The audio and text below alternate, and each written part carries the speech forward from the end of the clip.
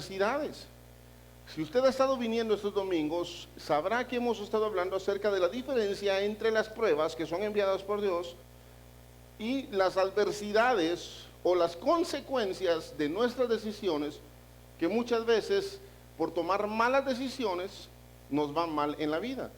Y no podemos culpar a Dios o no podemos echarle la culpa a Dios por decisiones que nosotros tomamos sin antes consultarlo a Él. Y hoy quiero terminar esta serie de estos temas que hemos estado hablando acerca de las pruebas y las adversidades con esta palabra que el Señor ha puesto en mi corazón. Independientemente, amado hermano, que sea una prueba enviada por Dios o que sea una consecuencia de tus actos o de tus acciones que tú hoy estés viviendo, yo quiero decirte que Dios sigue teniendo el control.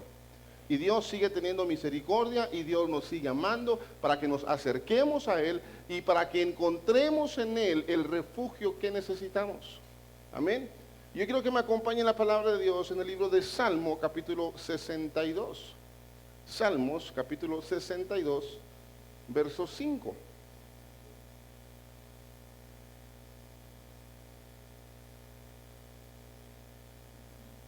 El tema que hoy quiero hablarte se llama la adversidad produce carácter. Esa es la palabra que Dios quiere dar a nuestras vidas, en nuestros corazones, que las adversidades que vivimos deberían de producir en nosotros el carácter de Cristo. Las adversidades que continuamente vivimos deberían de crear en nosotros un nivel mayor de fe, creyendo que el Señor sigue teniendo el control. Pero ¿qué significa adversidad? Adversidad es una situación difícil de sobrellevar. Es un problema que muchas veces no sabemos cómo manejar, y cuando esa adversidad viene a nuestras vidas, muchos de nosotros terminamos claudicando, terminamos tirando la toalla o fallando. Pero las adversidades deberían de producir en nosotros carácter. Y quiero ponerte este ejemplo antes de leer la cita bíblica. Si a alguien se le quema una casa y lo llega a perder todo, esa persona tiene dos opciones en su vida. O una, sentirse deprimido, lamentable, todo lo que pasó, ya no querer nada más en la tierra, y lo otro, que de eso producir lo mejor en él y levantarse y volver a caminar. Que a una persona un día le robaron un carro, por ejemplo. Esa persona se puede sentir frustrada, vivir toda su vida con temor y con miedo, o esa adversidad puede producir en él, en decir, Señor, tú me vas a bendecir aún con algo mejor. Yo no me voy a dar por vencido, Señor, y yo voy a seguir creyendo en que tú sigues teniendo el control. Pero en las pruebas, lo hablábamos hace algunos domingos, en las pruebas lo que sale a luz es lo que hay en nuestro corazón. Y Dios los dice en su palabra, y los llevaré al desierto para probar lo que hay en su corazón. En cada prueba que usted esté, en cada situación que usted esté viviendo, lo que va a salir de usted es lo que hay en su corazón. Y vea este hermoso salmo que el rey David escribe y dice su palabra en el Salmo 62, verso 5. Solo en Dios haya descanso mi alma. De Él viene mi esperanza. Solo Él es mi roca y mi salvación. Él es mi protector y no habré de caer. Dios es mi salvación y mi gloria. Es la roca que me fortalece. Mi refugio está en Dios. ¿Cuántos dicen amén? ¿Cuántos pueden decir conmigo esta mañana? Mi refugio está en Dios. Mire, un mensaje que quisiera dejar en su corazón esta mañana es que a pesar de la adversidad que usted esté pasando, a pesar tal vez del problema difícil que hoy pueda estar viviendo, a pesar que tal vez usted siente que no hay salida y que todo se le viene encima, que usted se vaya con esa palabra: mi refugio es mi Dios. Él es mi roca, Él es mi fortaleza. En Él yo estoy seguro. Amén. Quiero decirte algo esta mañana, y lo he repetido en algunas ocasiones en algunos de los mensajes que he dado, pero Dios no es un Dios que improvisa. Dios no es un Dios chambón, como decimos en el buen chapín, mediocre, que hace las cosas a media. No, Dios es perfecto. Los planes de Dios, dice su palabra, son buenos, agradables y perfectos. Dios tiene planes de bien y no de mal para cada uno de nosotros como sus hijos. Los planes de Dios son buenos, dígalo conmigo, los planes de Dios son buenos, agradables y perfectos. Pero usted tiene que creerlo, usted tiene que vivirlo. Quisiera preguntarte esta mañana qué tipo de adversidades han destruido tus sueños. ¿Qué tipo de adversidades han hecho que tú bajes los brazos? ¿Qué cosas has permitido que inclusive tu fe, en vez de crecer, dejes de creer? Mire, yo estoy seguro que todos aquí en este lugar hemos vivido diferentes situaciones. Y téngalo por seguro, tal vez la persona que está a la par suya ha pasado cosas más difíciles que usted. Pero muchos de nosotros vivimos a veces tan preocupados, tan cargados por lo que vivimos hace 20, 30 años y no hemos aprendido a disfrutar la vida que Dios nos ha dado. Mire, conozco muchas personas que están tan enfocadas y tan desesperadas en cada vez tener más y más cosas en este mundo que se les olvida disfrutar lo que hoy tienen. Hace un par de días miraba un video donde me salían las lágrimas porque yo veía cómo los padres, después de ciertos años de no ver a sus hijos, se les aparecían, y cuando los hijos los miraban, se emocionaban tanto que salían corriendo, se les tiraban encima, los abrazaban. Yo decía, ¿por qué los humanos somos así? ¿Por qué los humanos solo cuando ya no está alguien los extrañamos, pero cuando los tenemos a la par, quisiéramos tenerlos lejos? Hacia la suegra, dicen algunos por ahí. ¿Por qué cuando nosotros tenemos la oportunidad de amar a nuestros seres queridos, de amar a las personas que están con nosotros, no lo hacemos? Y yo he contado esta anécdota. En algún tiempo yo viajaba mucho por mi trabajo. Yo salía fuera del país, salía al interior, a veces 1 o 2 semanas. Y sabe, cuando tenía ya 2 semanas de estar fuera de mi casa, yo añoraba estar en mi casa. Yo pensaba en mi esposa, pensaba en mis hijos. O sea, cuando llegue los voy a comer, a veces los voy a abrazar porque los extrañaba. Pero cuando los tenía presentes, date aquí, patojo malcriado. ¿Cómo molestas? Déjame en paz. ¿Por qué los humanos somos así?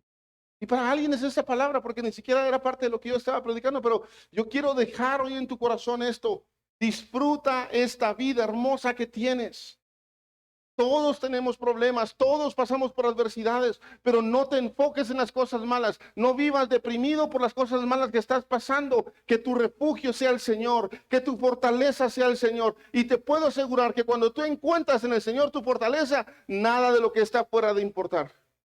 Porque el Señor es tu fortaleza, porque Él es tu roca, porque Él es el que renueva tus fuerzas día con día. Pero una vez más, ¿qué adversidades te han destruido? ¿Qué situaciones has pasado en tu vida que te hicieron que te estancaras? Que te hicieron que dejaras de avanzar en la vida. ¿Qué cosas has pasado que le has permitido al enemigo ganar terreno en tu vida y en tu propósito como ser humano? Todos en esta vida pasamos por diferentes situaciones. Siempre habrán 3 tipos de personas: los que acaban de pasar por un gran problema, los que están pasando un gran problema y los que van a entrar a un problema. Mire, Jesús dice esa palabra en el libro, en los libros de los evangelios, que cuando Jesús fue al desierto a orar por 40 días y 40 noches, después de haber pasado 40 días ayunando y hablando con el Padre Celestial, ¿quién cree que se le apareció? Satanás. ¿Y para qué? Para tentarlo, para que el propósito por el cual Dios había enviado a su Hijo aquí no se cumpliera. Pero Jesús estaba lleno del Espíritu Santo. Diga conmigo, yo tengo que estar lleno del Espíritu Santo, porque el enemigo no va a descansar. Miren lo que le voy a decir, y no es que yo lo desee, pero es que así es. La Biblia dice que el enemigo vino a robar, a matar, ¿y a qué? A destruir. Y entonces usted está buscando de Dios, usted quiere congregarse, usted quiere servir, usted está comenzando a tener una vida correcta delante de Dios. ¿Y sabe quién está enojado? El enemigo. Porque no solo eso, a la hora de que usted busca de Dios, no solo va a estar bien usted, sino también su esposa, sus hijos, su familia y por ende sus generaciones. Porque la Biblia dice que hasta la 3ª y 4ª generación recibirá la bendición de Dios cuando tú le sirves. Y entonces el enemigo es tan astuto que va a tratar de cualquier manera de hacerte caer para que tú no vivas en el propósito que Dios tiene contigo. Y entonces van a venir adversidades, van a venir problemas. He escuchado tantas veces esta frase: pastor, ahora que yo me estoy buscando del Señor, es cuando más problemas he tenido. ¿Y sabe qué le digo yo? Pues alégrese en el Señor, porque está siendo procesado por Dios. Preocúpese si usted no tiene pruebas. Preocúpese si usted tiene años y años de vivir igual y no pasa nada. Pero alégrese en el Señor si usted está pasando por diferentes pruebas, porque Dios lo quiere llevar a un nuevo nivel de fe. Amén. Mire, y es que a nosotros como hijos de Dios, lo que nos debe de mantener no es lo que un hombre pueda decir, no es lo que yo venga a decirle aquí cada domingo, amada iglesia, es lo que su bendita palabra dice. Y usted y yo tenemos que creer en esto, no en lo que el hombre pueda decir. Y por eso usted aquí, cada vez que me vea predicar, me escuchará hablar de la Biblia, de la palabra de Dios. Tal vez de repente se va a cansar y dice: ese pastor cómo habla de versículos y versículos, pero de eso se trata. Yo no vengo aquí a emocionarlo, no vengo aquí a que usted a motivarlo. Gloria a Dios, porque el Espíritu Santo cause algo en usted para que su corazón salga lleno de gozo y de paz, para que su corazón salga transformado y renovado en la palabra, para que usted viva conforme a la palabra y lo que Dios quiere hacer en usted. Pero la Biblia a mí me enseña que cada uno de nosotros como hijos de Dios tenemos que pasar por un cierto tiempo de prueba y por ende de disciplina. La Biblia me enseña que muchos, y si no todos los hombres que Dios escogió para su ministerio, para que hicieran la obra, tuvieron que pasar por pruebas. Tuvieron que pasar por diferentes procesos. Las pruebas son necesarias y lo he estado diciendo estos últimos 4 domingos, y aunque nadie me diga amén, yo le oro al Señor porque las pruebas que cada uno de nosotros pasamos produzcan en nosotros un mayor nivel de fe. Es decir, yo le oro al Señor porque usted sea aprobado y aprobado, porque la prueba ha de venir. Y como leíamos el domingo pasado, y esa prueba, dice la Biblia, que seremos probados como el oro fino, el oro refinado. Y al final lo que se prueba en medio de la prueba es nuestra fe. Es en qué creemos y en quién creemos. Cuando estemos en diferentes procesos, es nuestra confianza en el Señor, que Él sigue teniendo el control, que nos ha de mantener de pie. Yo quiero leerle algunos ejemplos bíblicos de hombres, siervos de Dios, que tuvieron que ser probados. Quiero que me acompañe el libro de Job, capítulo 1, verso 8. Job, capítulo 1, verso 8.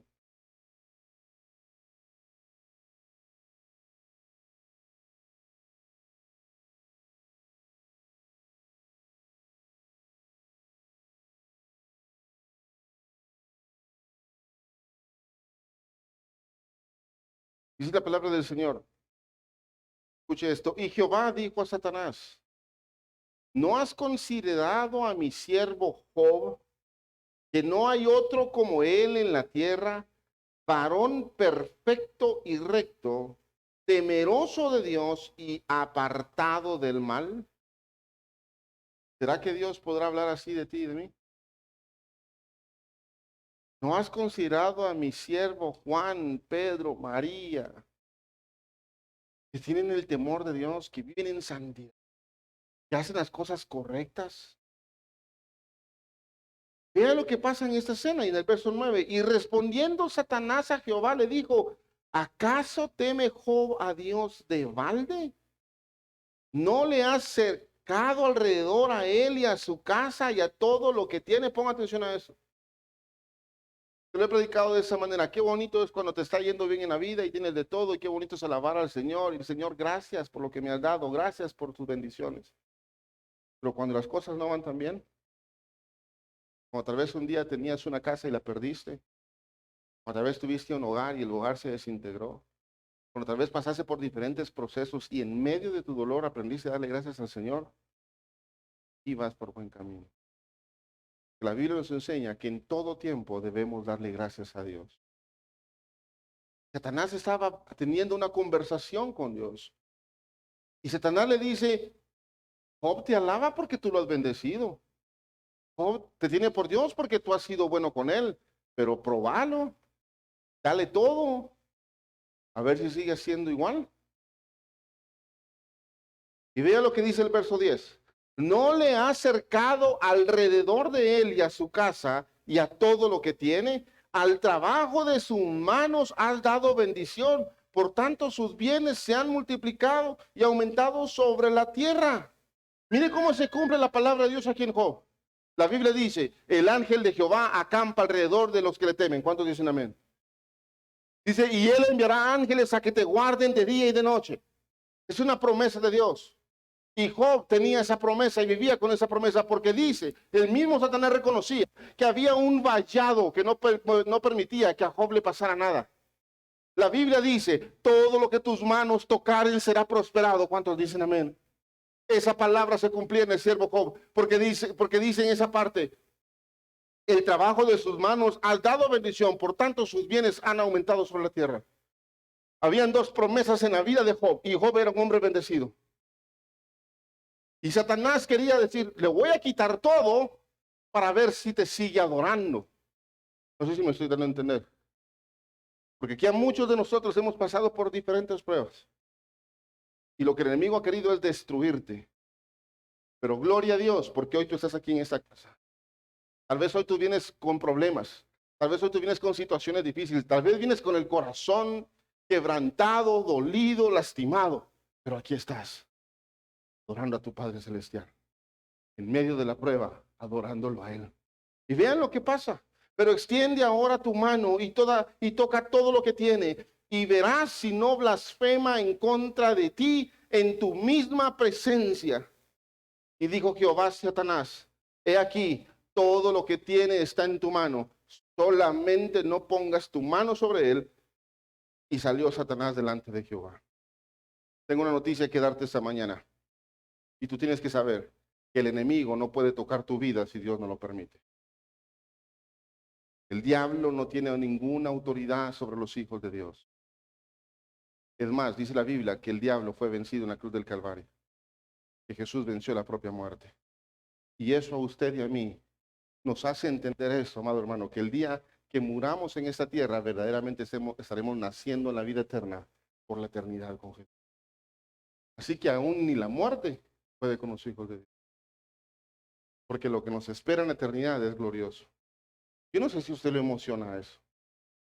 Yo no sé si usted hoy puede entender y puede ver. La Biblia dice que tenemos que saber entendidos en los tiempos.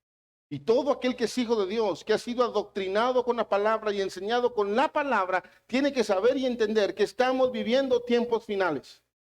Estamos viviendo tiempos de gracia, que el Señor pronto viene por su iglesia. Y por eso el Señor mismo a muchos de nosotros nos ha estado inquietando a comenzar a buscar de Dios, a hacer bien las cosas para el Señor. Porque para cuando Él venga no quiere que nadie se quede, que todos nos vayamos a la eternidad con Él. Cuando dicen amén.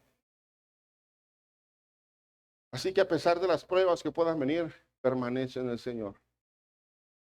Y vean lo que pasa entonces en Job capítulo 1, verso 13. Y un día aconteció que sus hijos y sus hijas comían y bebían vino en casa de su hermano el primogénito. Y vino un mensajero a Job y le dijo, escuche esto, estaban arando los bueyes y las asnas paseando cerca de ellos, y acometieron los sabeos y los tomaron, y mataron a los criados a filo de espada. Solamente escapé yo para darte la noticia. Aún estaba hablando cuando vino otro que dijo, fuego de Dios cayó del cielo, que quemó las ovejas y a los pastores y los consumió. Solamente escapé yo para darte la noticia. Todavía estaba hablando y vino otro que dijo, los caldeos hicieron 3 escuadrones y arremetieron contra los camellos y se los llevaron y mataron a los criados a filo de espada. Solamente escapé yo para darte esta noticia. Entre tanto que hablaba, vino otro que dijo, tus hijos y tus hijas estaban comiendo y bebiendo vino en casa de su hermano el primogénito, y un gran viento vino del lado del desierto y azotó a las 4 esquinas de la casa, la cual cayó sobre los jóvenes y murieron. Y solamente escapé yo para darte la noticia. Una pausa aquí. Mire, esto no fue que pasó un año una noticia, o un mes pasó una cosa, al siguiente mes pasó otra. Esto fue continuo. una mala noticia tras otra mala noticia tras otra mala noticia. Y usted, si lee detenidamente, usted puede ver cómo aquí se cumple la palabra. Cuando dice la palabra que el diablo solo viene para robar, para matar y para destruir. Las tres cosas le pasaron a Job en esto que leímos. Le robaron, destruyeron y le mataron a su familia. Ahora yo quiero que ponga o que preste atención a lo que le quiero decir. Creo que aquí todos en algún momento hemos perdido algo. Le voy a contar esta pequeña anécdota de lo más corto que puedo. Recuerdo que hace muchos años, en la última empresa que trabajé por 16 años, cuando fui a esa entrevista, estamos hablando de hace como unos 30 años, tal vez 5 años por ahí. Cuando fui a esa entrevista de trabajo, yo tenía mi carrito, pero ese carrito, ese día estaba lloviendo y los limpiabrisas no le servían. Entonces llamé a mi papá, y él trabajaba en una empresa, para que me prestara su carro. Él tenía un picopón de esos Toyota, esos grandotes. Que papi, fíjese que está lloviendo y el jipito que tengo no le sirven los limpiabrisas, me presta su pick-up. Y usalo, solo que ahí lo metes a un parqueo. Vaya, dije, me llevé el pick-up para la zona 10. Se fue la entrevista. Llego al parqueo, ¿verdad? Estaba lleno el parqueo, lo dejo afuera del edificio con aquel su candado que tiene, que supuestamente echan llave los timones, ¿verdad? Tuvo la entrevista, ¿verdad? Salgo contento porque me habían dado el trabajo, yo venía feliz. Y cuando llego a buscar el carro ya no estaba. Me lo habían robado. Y por un momento me volví como medio loco porque anduve por todas las zanahorias buscando el carro. Y dije, total, lo dejé en otra cuadra y en otra cuadra. Y llamo a mi papá por teléfono. A ver qué me va a decir mi papá, porque me robaron su carro, ¿verdad? Cuando lo llamo por teléfono, lo primero que me dice, ¿estás bien? Yo llorando, un patojo de 20 años, por ahí no, 24 tenía. Y papi, estoy bien, pero mire su pick-up. ¿Saben cuáles fueron sus palabras? Por eso, amado padre, tenga cuidado con las palabras que le dicen a sus hijos, porque las palabras marcan. ¿Sabe qué me dijo él? Hijo, no te preocupes. Las cosas se hacen, pero la vida ya no. Cuando a Job le robaron todo, a veces eso pudo entrar en su corazón. El bendecido es uno, no las cosas. Dios está bendiciendo a los hijos. Dios nos bendice a nosotros para que estemos bien. Y entonces Job en algún momento cuando dijeron que ya no tenía ganado, que ya no tenía criados, que todo se había perdido, ¿verdad? Pero amado hermano, ponga atención a eso, porque tal vez esa historia no la sabemos de memoria. Pero aquellos que hemos perdido un ser querido sabemos el dolor que eso significa. Lo que duele perder a alguien que ama. Cuando a Job le dicen, mira, todos tus hijos se murieron. Les cayeron las paredes encima y todos fallecieron. Todo en el mismo momento. Job lo perdió todo en el mismo momento. Yo quiero que lea conmigo la respuesta de Job. El verso 20. Entonces Job se levantó y rasgó su manto y rasuró su cabeza y se postró en tierra y reclamó. Eso dice su versión. Y está leyendo aquí conmigo. ¿Y qué dice? ¿Y qué? Quiero preguntarle algo esta mañana. ¿Cómo reaccionas tú ante las adversidades? Como te decía hace unos minutos, qué bonito es cuando las cosas nos van bien. Dios nos bendice, cuando hay provisión. Ayer estaba viendo en una iglesia, rifaron un carro y la persona saltaba de alegría porque se ganó el carro. Cosas materiales, qué bueno.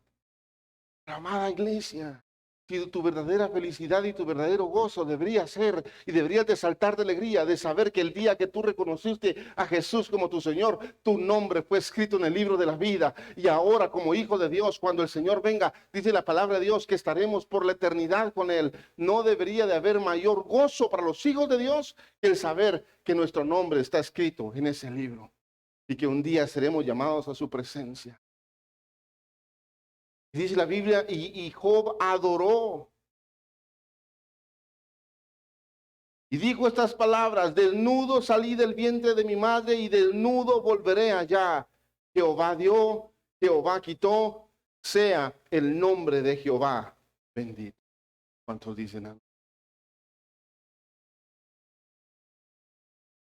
Creo que a nadie le gusta pasar por pruebas. Los seres humanos estamos hechos de sentimientos y depende de las circunstancias, así es nuestra reacción. Qué bonito es estar alegre, qué bonito es reírse a carcajadas, qué bonito es pasar un buen tiempo en familia y qué duro es cuando las adversidades llegan a tu vida. Porque ahí no hay palabras que alienten humanamente, porque ahí nos desboronamos, porque ahí inclusive muchos de nosotros perdemos la fe por las adversidades que vivimos. Pero cuando tú y yo aprendemos a sumergirnos delante de Dios en su presencia, te puedo asegurar esto, podremos adorar como el siervo Job adoró. Quisiera ir terminando con esto. Hay tantos y tantos ejemplos que puedo darte en la Biblia de hombres que pasaron adversidades, de hombres que fueron probados. Dice la palabra del Señor en Hechos capítulo 7, verso 59. Dice la palabra de Dios. Hechos capítulo 7, verso 59. ¿Se lo tiene?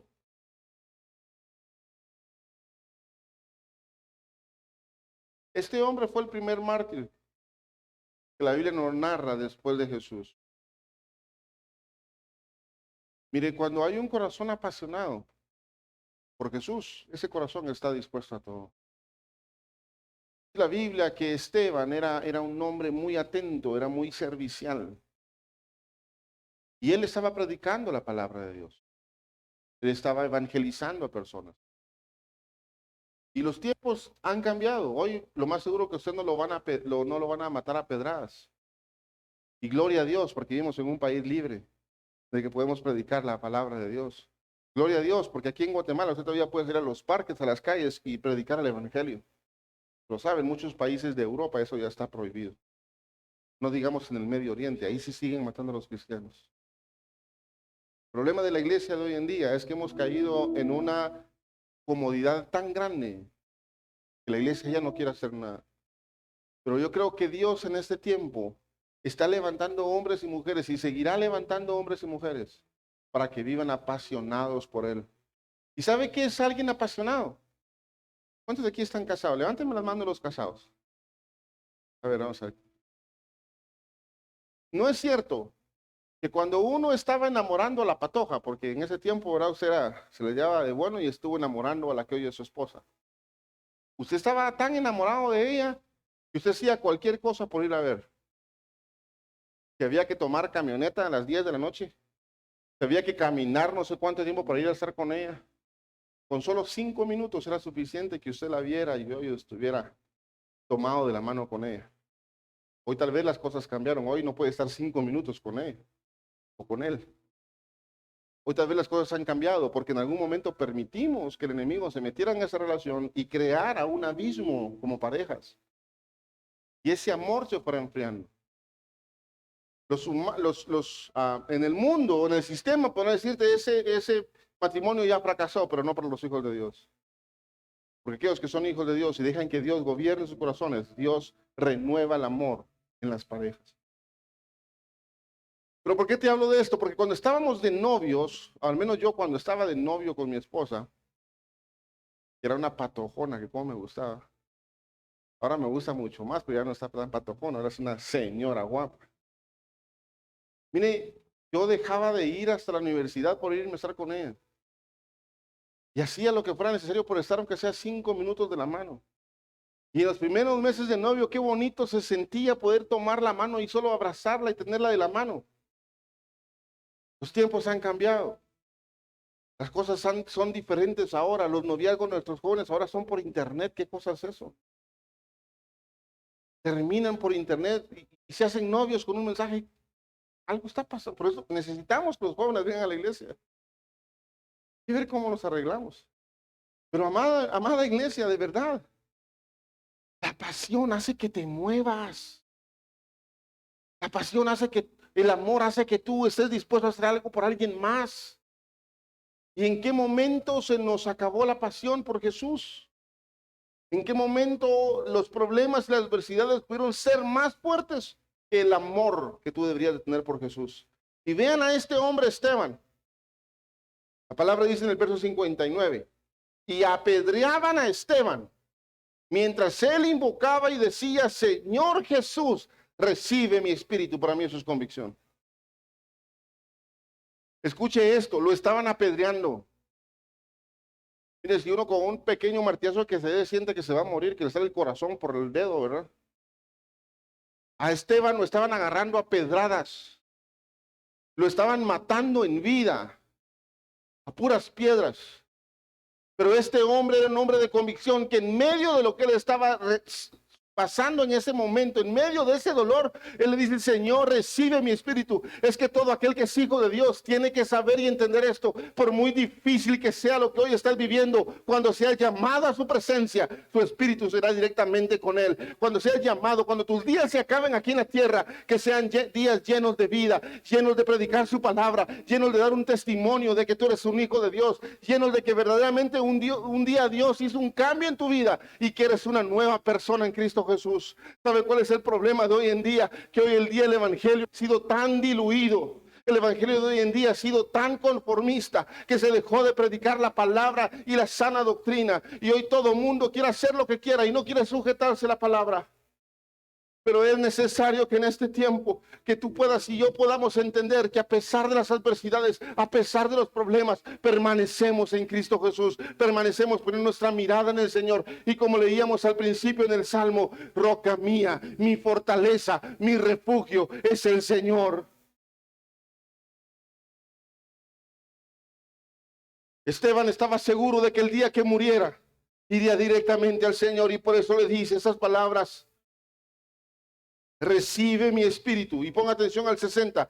Y puesto de rodillas, clamó a gran voz, Señor, no les tomes en cuenta este pecado. Y habiendo dicho esto, murió. Eso es pasión. Eso es amor. Y aún en la peor situación de su vida, y aún murió con dolor, el amor de él era tan fuerte que pidió perdón por el pecado de otros. Eso solo lo puede hacer el amor de Jesús.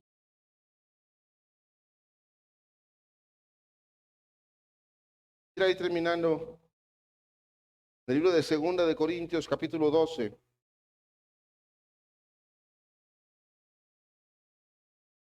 Quiero leer esa versión, Nueva Traducción Viviente. 2 Corintios, capítulo 12, versículo 1.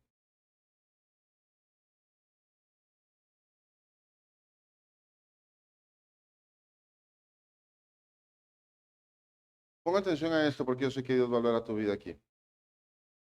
Por lo tanto, ya que estamos rodeados por una multitud de testigos de la fe, quitémonos todo peso que nos impida correr. Ponga atención. Porque ¿sabe qué es lo que a usted le impide avanzar en la vida? Es el peso de la culpa, es el peso del pecado.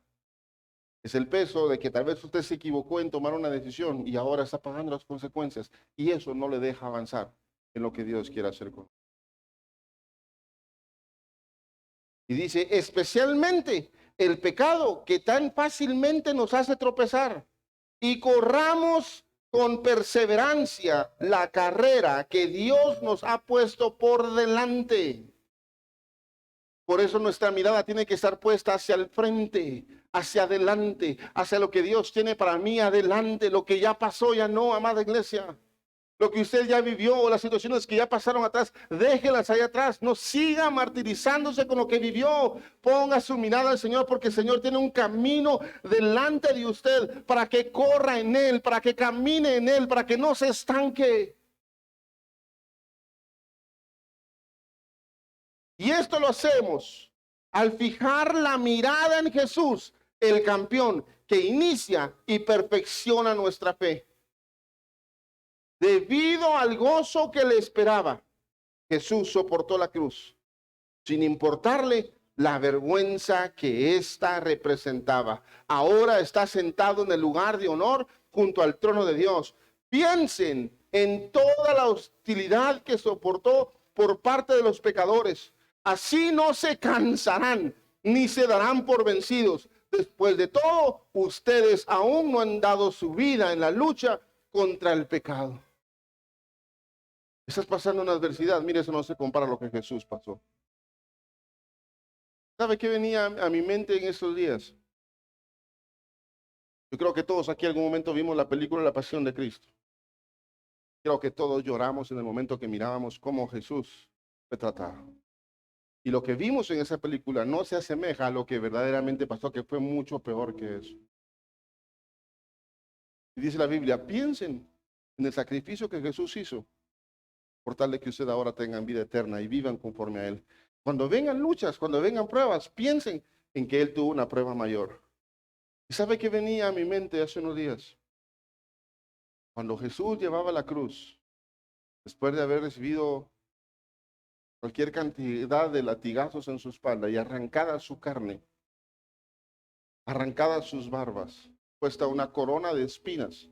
Y cuando yo digo una corona de espinas, no piense que los soldados vinieron y se la pusieron muy gentilmente. No, le dice la Biblia que le incrustaron la corona en la cabeza y su sangre derramaba por la cabeza.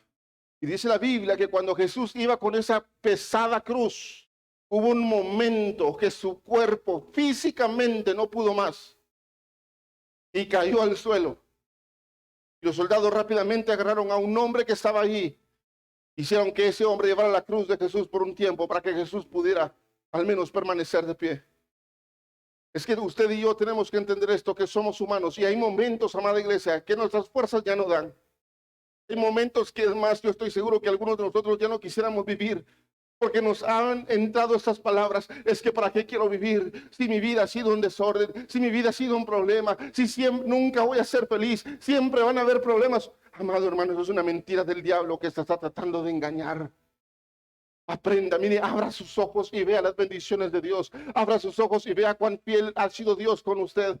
No permita que ninguna adversidad que pueda estar viviendo, no permita que nada de lo que este mundo quiera hacer le robe el gozo que el Señor puede darnos.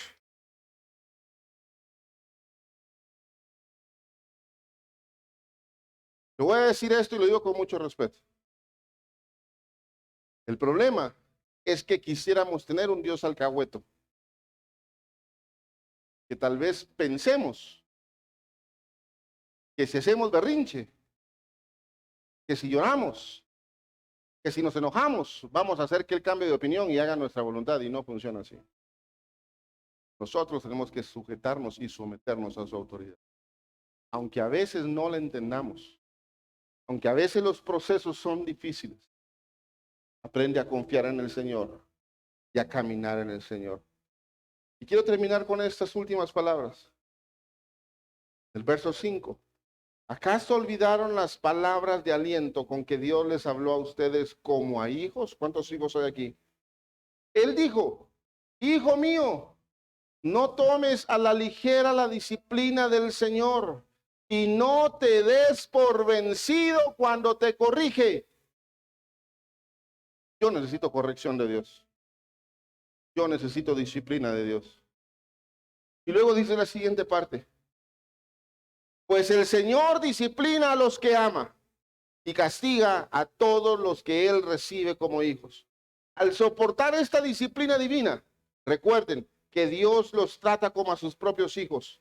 ¿Acaso alguien oyó hablar de un hijo que nunca fue disciplinado por su padre?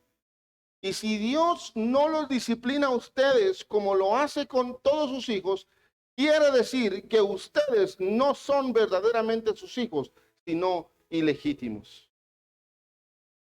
Voy a poner este ejemplo. En mi casa hay reglas y hay instrucciones claras y precisas.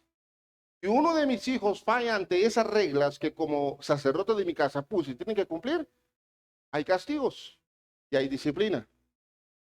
Yo disciplino a mis hijos, pero yo no puedo venir a disciplinar a sus hijos, que son sus hijos. Es más, lo seguro que usted me regañaría o sería la iglesia si yo lo regaño, ¿verdad? Y dice la Biblia, si los padres disciplinan a sus hijos, ¿cuánto más no voy a disciplinar yo a los míos? Y aquí es donde viene el problema. Es que muchos de nosotros nunca fuimos disciplinados ni en nuestra propia casa. Entonces cuando el Señor quiere corregir y disciplinar, no nos gusta y no nos parece. Pero la disciplina es necesaria. Yo le digo al Señor, disciplíname todo lo que quieres. Corrígeme lo que sea necesario. Porque yo quiero ser tu hijo. Yo no quiero ser un hijo ilegítimo. Quiero ser un hijo de Dios. Pero para ser hijo de Dios, yo tengo que ser disciplinado porque Él me ama. Y Él sabe lo mejor para mí. Aunque a veces esa disciplina duela. ¿Cuántos de aquí les pegaron cuando eran niños? Que los agarraron con un cincho. ¿Verdad que sí? Eso se llama disciplina, corrección. ¿Se imagina usted un mundo sin corrección y sin disciplina? ¿Se imagina usted que sus papás le hubieran dejado hacer a usted lo que usted quisiera? Fuéramos un caos hoy en día. Pero gracias por esa disciplina, nos formaron y nos enseñaron. Por eso hoy yo te digo esta mañana, cuánto más el Señor que nos ama tendrá que disciplinarnos y formar. No porque nos odie, no porque nos quiera hacer ver mal, no porque quiera que pasemos tribulación o angustia, sino porque nos ama y quiere formarnos. Quiero invitarte a que te pongas de pie esta mañana.